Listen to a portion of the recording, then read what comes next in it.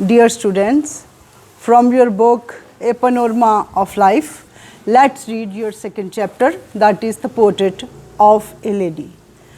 Actually, Portrait of a Lady is a story of a lady who was grandmother of Khuswant Singh.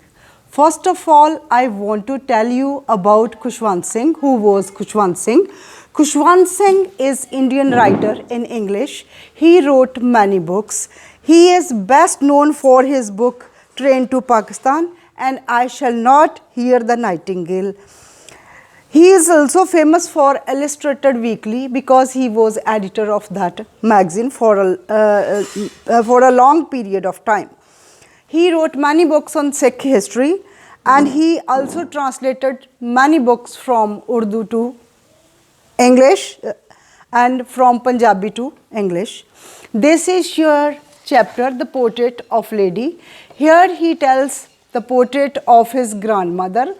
How was she? How she cook the food? How she take care of him? How she goes to Gurdwara? And how she brought up him in the childhood. All the childhood memories are erected in his mind. How she reads the scripture. All these things we will discuss in this chapter. Let's start the reading of the chapter. My grandmother, like everybody's grandmother, was old woman. She had been wrinkled and old for 20 years that I had known her. People said that she had once been young and pretty, even had a husband. But that was hard to believe. My grandfather's portrait hung above the mantelpiece in the drawing room. He wore big turban and loose-fitting clothes. His long white beard covered the best part of his chest, and he looked at least 100 years old. He did not look a sort of person who would have a wife or children. He looked as if could only have lots and lots of grandchildren. As for my grandmother being young and pretty, the thought was almost revolting. She often told us of the games she used to play as a child.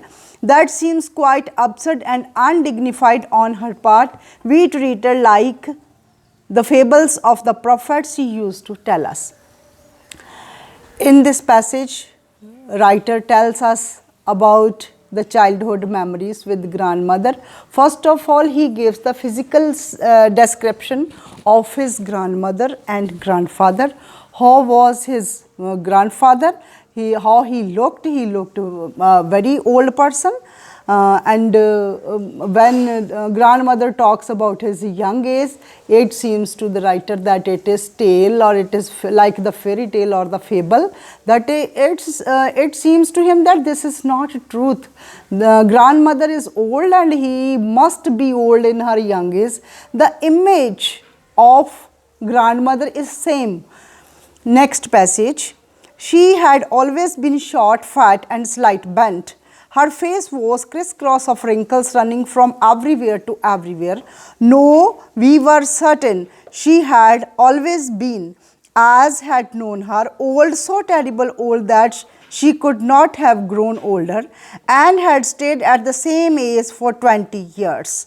It seems to writer that since 20 years there is no growing age factor. She is same as she was 20 years earlier. Now she is same. She could never been pretty, but she was always beautiful. She hobbled about in the house in spotless white with her one hand resting on her waist to balance her stoop. She was little bent. She was old, she was fat and she was little bent. And the other telling beads of the rosary.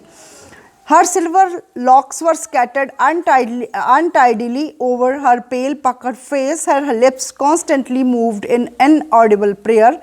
Yes, she was beautiful.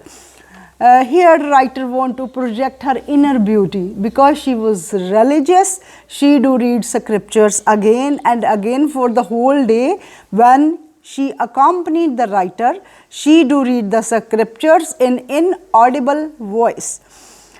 She was like The winter landscape in the mountains, an expanse of pure white serenity, breathing peace and contentment. She was a symbol of peace and contentment because her face, her inner beauty looks like the pure landscape of iceberg as the snow has covered the valleys. My grandmother and I were good friends. Here writer is remembering his grandmother. My parents left me with her when they went to live in city, and we were constantly together. She used to wake me up in the morning and get me ready for school. She said her morning prayers in monotonous sing-song while she bathed and dressed me in hope that I would listen and get to know it by heart. It was her method of preaching to Khuswant Singh this scripture. She thinks that I would repeat again and again the prayers and he would automatically learn. I listened because I loved her voice, but never bothered to learn it. Then she would fetch my wooden slate, which she had already washed and plastered with yellow chalk, the tiny earthen ink pot. Today, the things are different. We have pen, we have pencils, but in those time, there were plastered chalk, and there was yellow chalk, tiny earthen ink pot, and plastered yellow slate on which they do write.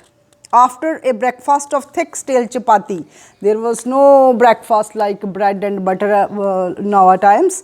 There was thick stale chapati with little butter and sugar spread on it. We went to school.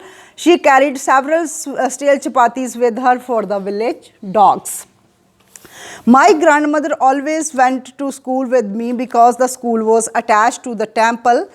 The priest taught us the alphabets and the morning prayers while the children sat in row on either side of the veranda singing the alphabet or the prayer in chorus. My grandmother sat inside reading the scriptures.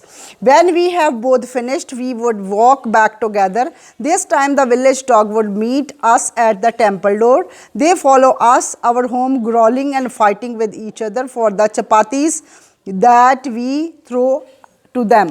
When my parents settled comfortably in the city, they sent for us. That was a turning point in our friendship. First of all, there was very good friendship, very close friendship of writer and his grandmother. But now the writer tells us that the turning point has come because now the writer has to go to the new English school of Delhi, and there is lot of difference between the village temple school and the school at Delhi.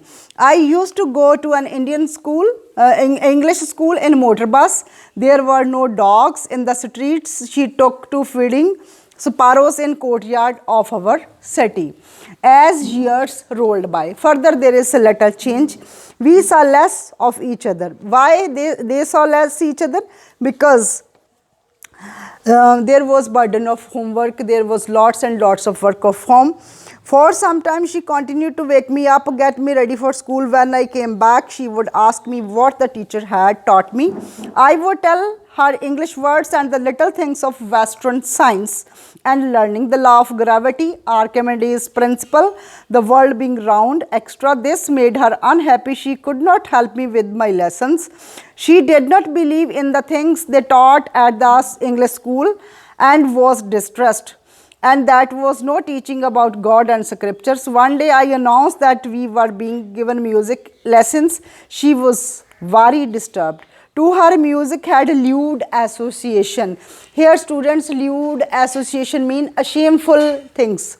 Grandmother had the opinion that music is a shameful thing because this thing relates to harlots extra. She thinks it was a monopoly of harlots and beggars. not meant for gentle folk. She said nothing, but her silence meant disapproval. She rarely talked to me after that. She did not like the new methods of teaching, new subjects of the teaching. She thinks that religion and philosophy are the best subject to teach to the students. When I went up to university, I was given a room of my own. The common link of our friendship was snapped. Here was the next jerk. First, it is the third stage of their relationships. My grandmother accepted her seclusion with resignation. She rarely left her spinning wheel to talk to anymore. From sunrise to sunset, she sat by her wheel, spinning and reciting prayers. Only in the afternoon she relaxed for a while to feed the sparrows, while she sat in the veranda breaking the breads into little bits. Hundreds of the little sparrows collected round her, creating a veritable bedlam of chirping. Here, bedlam of chirping means they do chirp very aloud. Some came and perched on her legs, other on shoulders. She has beautiful link with the nature. The birds, the sparrows do love her. She even sat on her, some even sat on her head. She smiled but never shooed them away. It used to be the happiest half hour of the day of her. When I decided to go abroad for further studies, here is the next stage of the chapter. Now a writer has to go abroad for higher studies, and he thinks that my grandmother will passed away when I will come back. Perhaps this is my last meeting with my grandmother, but he has doubt that she will pass away one day when I will be at abroad. But it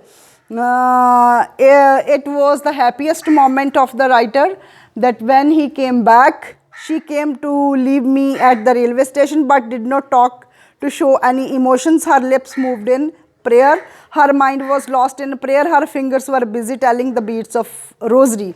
It was her routine work to tell the beads of rosary and to make the prayer. Silently she kissed my forehead, and when I left I cherished the moist imprint, perhaps the last sign of any physical contact between us. As I have told you earlier, that writer thought that this is our last meeting, but that was not so. After 5 years, I came back home and was met by her at the station. She did not look a day older. She still had no time for words. While she clasped me in her arm, I could hear her reciting her prayer. Even on the first day of my arrival, her happiest moments were with her sparrows, whom she fed longer with frivolous rebukes. In the evening, a change came over her. She did not pray. She collected women of neighborhood, got an old drum and started to sing. For several hours, she thumped the sagging skin of the dilapidated drum, sang of the homecoming of the warriors. We had to pursue her to stop to avoid overstraining. This was the first time since I had known her that she did not pray. The next morning, she was taken ill. It was mild fever, and doctor told us that it would go. But my grandmother thought differently. She told us that her end was near. She said that since only a few hours before the close of first chapter of her life, she had omitted to pray. She was not going to waste any more time talking to us. We protested, but she ignored our protest. We want to talk with her. Writer tells us that my mother, my father and me, we want to talk with her, but she forbade us. She said, no, you don't talk with me because this is my last time. My end is coming nearer. I am on last legs. I can pass away. I have to go to the home of God. I will not talk with you now. I have sung a lots and lots of songs, and now I will leave you. After a few minutes, the rosary fell from her lifeless fingers. Peaceful pallor spread on her face, and we knew that she was dead. We lifted her off the bed as customary and laid her on the ground and covered her with the red shroud. After a few hours of mourning, We left her alone to make arrangements for her funeral. In the evening, we went to her room with the crude stretcher to take her to be cremated. Now the cremation ceremony has to perform, and they make the arrangements. In the meanwhile, the lots and lots of sparrows came. We all over the veranda and in the room right up to where she lay dead, stiff wrapped in red shroud, thousands of sparrows sat scattered on the floor. But now it was the different time. Today, when grandmother passed away, the time was totally different. Now there was no chirping of the birds. The sparrows were not chirping no more. We felt sorry for the birds, and my mother fetched some bread for them. She broke it into little crumbs the way my grandmother used to and throw it to them. The sparrows took no notice of bread. Look, students, the birds do also feel the human emotions, but human beings cannot understand the emotions of birds. Here is great difference. When we carried my grandmother's corpse off, they flew away quietly. Next morning, the sweeper swept the breadcrumbs into the dustbin. Here, this is the story about the grandmother, how she used to live, and how was her character, how was his life. His life was pure, his life was simple, she was very beautiful. Though his face was crisscross of wrinkle, old age has different beauty for her. She was not like the other women of the village. She was very religious woman. She always keeps the rosary in her hands. There was always prayer on the lips. She was the different character. Her soul was as pure and as white as her character. She do wear the simple and white clothes, and the stale chapatis for the dogs, and the little crumbs for the sparrows, and the spinning wheel, it was part of his life. She could not separate herself from the writer, from the birds, from the dogs, and from the nature. She do love the nature, she do love the God, she loved the creation of the God. I think, students, now you can develop the character of grandmother. She had little stoop, but she was she was full of life. She was full of enthusiasm. She was happy. She was very pure woman. Her character is very beautifully portrayed by Khuswant Singh. Recently in 2014, on March 20th, Khuswant Singh had passed away. And this was all about your chapter, and now you can develop the general questions. I think you can do it better now. Thank you very much.